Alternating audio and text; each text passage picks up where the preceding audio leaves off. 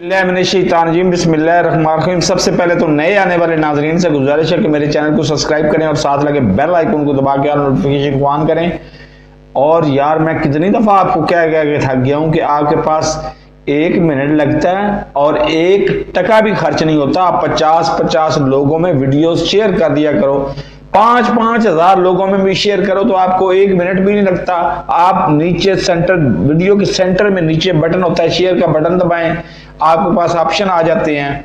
आपके पास अगर फेसबुक का अकाउंट है तो आप फेसबुक पे शेयर कर दें, आपके पास अगर ट्विटर का अकाउंट है तो ट्विटर पे शेयर कर दें, आपके पास इंस्टाग्राम का अकाउंट है तो इंस्टाग्राम पे शेयर कर दें।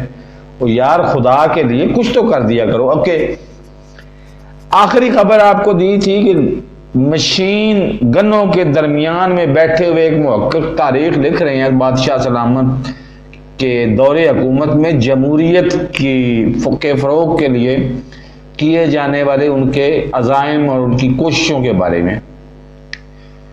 तो उनकी आखिरी रिपोर्ट ये है कि ये ज़हन में रखे मशीन मैनों के नरके में बैठे हुए हैं वो लोग कि बागियों को कुचल दिया गया है। तो लेकिन दूसरी तरफ बिहाइंड द सीन ये चीज चल रही है, सिर्फ उसमें इमरान खान की रजामंदी का इंतजार है कि निजाम ही लपेटा जा रहा है। अब अगर फर्ज करो निजाम लपेटा जा रहा है, अक्टूबर 2021 को मैंने खुद सबसे पहले CNN दुनिया भर के तमाम मीडिया चैनल से पहले रिपोर्ट दी थी, खबर दी थी। आप जाके देख लें, 5 अक्टूबर को खबर है मेरी। 6 को इन्होंने तकरीरों का ऐलान किया था कि इख्तलाफात तो पैदा हुए थे, हमारी घर की लड़ाई है, गो ये ज़हन में रखें, हमारे घर की लड़ाई है, किसी और को दखल देने की जरूरत नहीं है। कि इख्तलाफात पैदा हुए थे तकरीरों में ताखीर की वजह से। बाद में इन्होंने ऐलान कर दिया कि हम तो गैर जानबदार हैं। उसके बाद क्वाड के जलसे में लोग इमरान खान पे बहुत ज्यादा तनकीद हुई और ठीक तनकीद हुई कि उसने कहा कि गैर जानबदार तो जानवर होता है। फिर 4 दिन पहले इमरान खान ने कहा कि तुम गैर जानबदार हो तो गैर जानबदार ही रहना।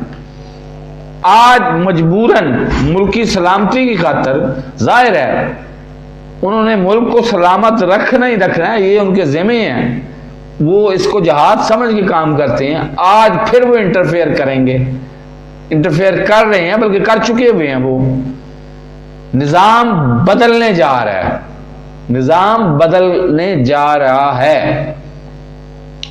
तो दूसरी तरफ एक सवाल बार बार मेरे पास व्हाट्सएप पे भी कमेंट्स में भी आ रहा है कि 16 MPO क्या कहती है।